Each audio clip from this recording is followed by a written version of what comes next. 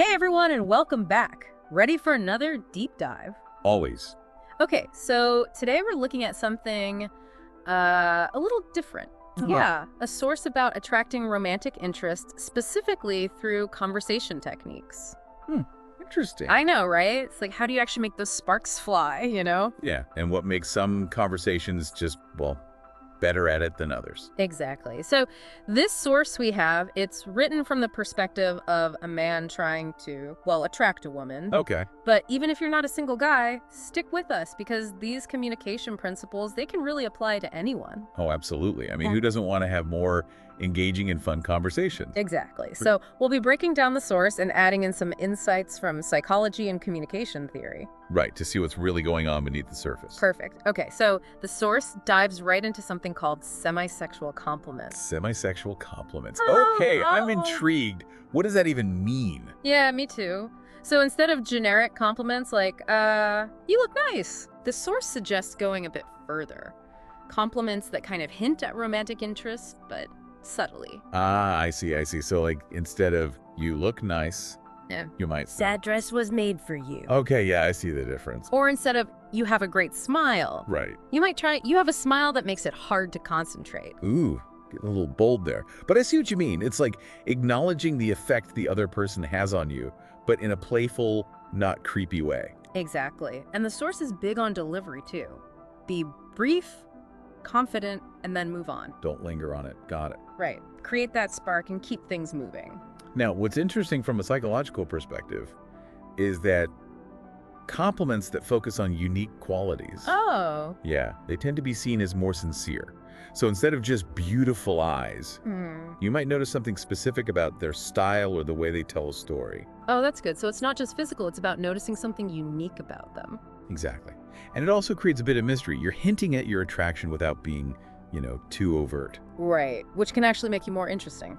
Makes sense. Absolutely. So words matter, but intention and delivery, that's key. Okay. Now, this next part I'm a little hesitant about. The source says to follow up those compliments with what it calls flirty questions. Flirty questions. Okay, I'm all ears. Give me an example. Okay, so the source gives examples like, what do you find most attractive in a guy? Or, when was your first kiss? Whoa, straight to the point. Right. I know it seems a bit forward. Like, is that too much too soon? Yeah, I can see how that could be a bit much for some people. But there's actually a good psychological reason why this can work. Really? Yeah, it's about vulnerability. Okay. By asking a personal question, you're showing a willingness to open up and share something yourself. So you're taking a risk, which encourages them to maybe take a risk too. Exactly. It creates a sense of intimacy and trust. Okay, that makes sense. But timing is key, right? Right. Absolutely. Read the situation, read the person. If they seem uncomfortable, don't push it. Right. Respect your boundaries. So maybe hold off on the first kiss question for a bit. Yeah, good call. And you can always turn the question back on yourself if you sense any hesitation. Oh, that's good. Like, what about you? What do you find attractive? Exactly. Keeps the conversation going and shows you're willing to be vulnerable too. I like it. So it's like a playful invitation to connect on a deeper level. Exactly. Now this next one, I'm not so sure about. It's called playful misinterpretation. Playful misinterpretation. Okay, I have to admit that sounds a little cheesy. Yeah, it does, doesn't it? Yeah. But hear me out. When done right, it can be a fun way to inject humor and flirtation into the conversation. Basically, you intentionally misinterpret something they say in a playful way. Okay, I'm listening, but I need an example because this could go so wrong. All right. So let's say they mention spending the weekend catching up on reading. Instead of just saying, oh, that sounds relaxing, you could say something like, wow, ditching me for a hot date with a book. I guess I'll have to step up my game. Okay, I see. It's about being a little unexpected, adding in some humor. Exactly. It's about creating a little inside joke, a shared moment of silliness. Humor can be such a powerful tool for connection. And making you more memorable. Okay, I can see how that could work. But again, timing and delivery, right? 100%. You need to be able to read the room, read the person. If they're not into it, back off. Right. Respect their signals. So we've got our compliments, our flirty questions, our playful banter. It's like we're building some momentum here. We are. And the source actually goes on to talk about how to take things to the next level, using techniques like teasing, callbacks, and even light touch. But we can talk more about that next time. Okay, hold on. Light touch. Now that sounds a bit risky. We definitely need to unpack that one carefully. Agreed. We'll dive into that and more next time. Okay, so last time we were talking about some pretty bold conversation techniques from this source on attracting romantic interest. Yeah, things like semi-sexual compliments and playful misinterpretation. Right, and we ended on a bit of a cliffhanger. Yeah, the whole light touch thing, that definitely needs some unpacking. It does. But before we dive into that, it's important to talk about consent and boundaries. Oh, absolutely. No matter what stage of a relationship, consent is key. 100%. So with touch, the source emphasizes being subtle, gradual, and most importantly, reading the other person's cues.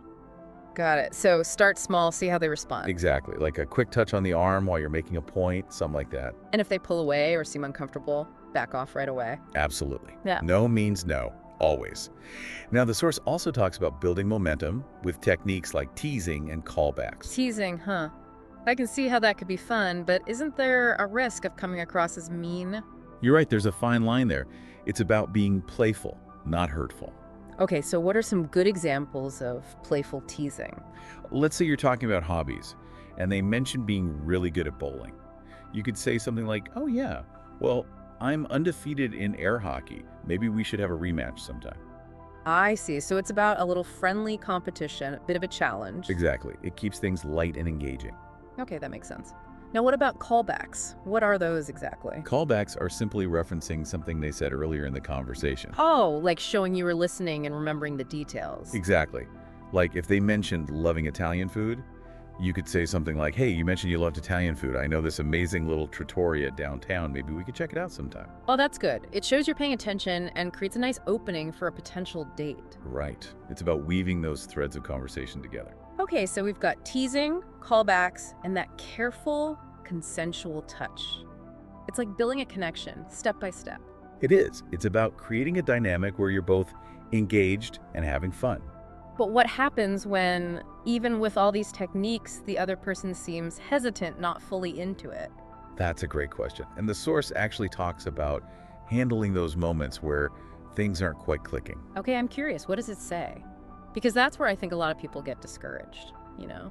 It emphasizes staying confident and positive. Easier said than done, right? Definitely. It's easy to get down on yourself when someone doesn't seem interested, but remember, not every interaction is going to lead to a romantic connection.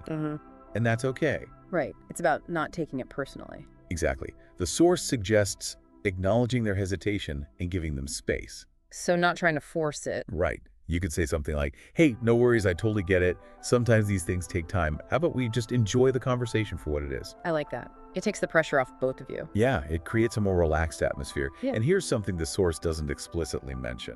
Silence. Sometimes, allowing a few moments of quiet can actually be a good thing. Oh, that's interesting. We always feel like we need to fill every silence, right? We do. But research suggests that being comfortable with silence can actually be seen as a sign of confidence. Really? Yeah. It shows you're not desperate for their approval. You're okay just being present in the moment. That makes sense. And I think it goes beyond just romantic attraction. Oh, absolutely. Think about the people you're most drawn to in your own life. The ones who make you feel comfortable, seen, heard.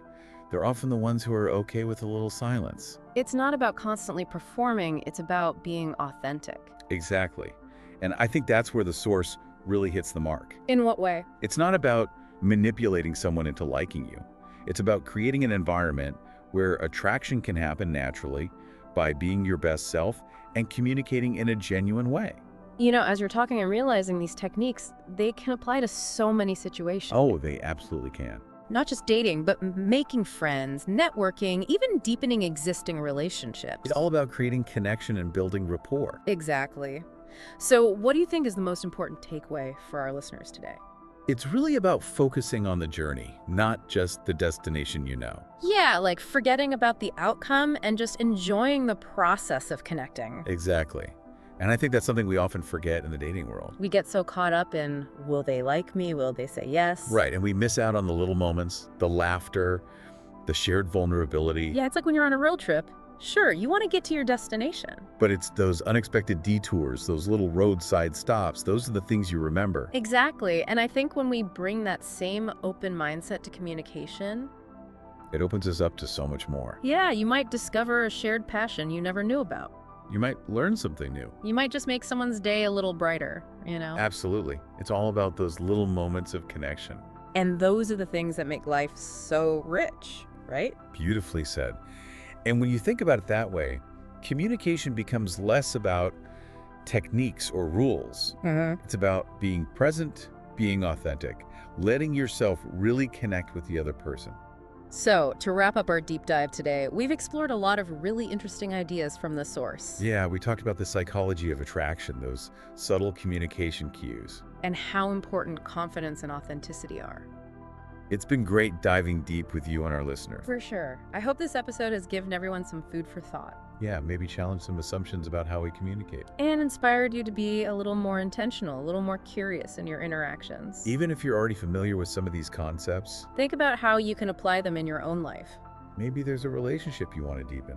Or a social situation you want to approach with more confidence. Remember, even small changes in the way you communicate can make a big difference. It's true.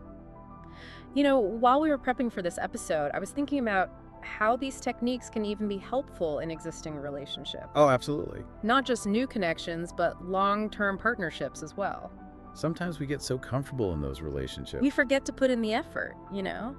to keep things fresh and exciting. Exactly.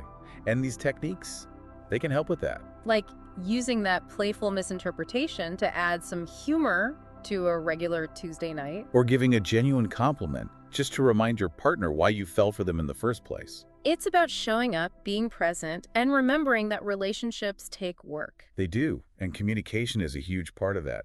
Being open, honest, creating a safe space for both of you to express yourselves. So whether you're looking for love, navigating a new relationship, or just wanting to improve your communication skills. Remember that confidence, authenticity, and a little bit of playfulness can go a long way. Be yourself, embrace those moments of connection, and approach every interaction with curiosity and respect. Exactly. It's all about connecting on a deeper level. Now, before we sign off, I want to leave you with one final thought. Okay. What are some small ways you can use these techniques in your everyday life? Not just in romantic situations, but in all your interactions. How can you bring a little more playfulness, a little more genuine interest to your conversations? It's an invitation to be more mindful To really pay attention to how you're communicating. and to use your words to create more meaningful connections, Because ultimately, we all crave that feeling of being understood. of being truly seen and heard, So go out there, be your authentic self. and see what kind of magic you can create. Until next time, keep diving deep.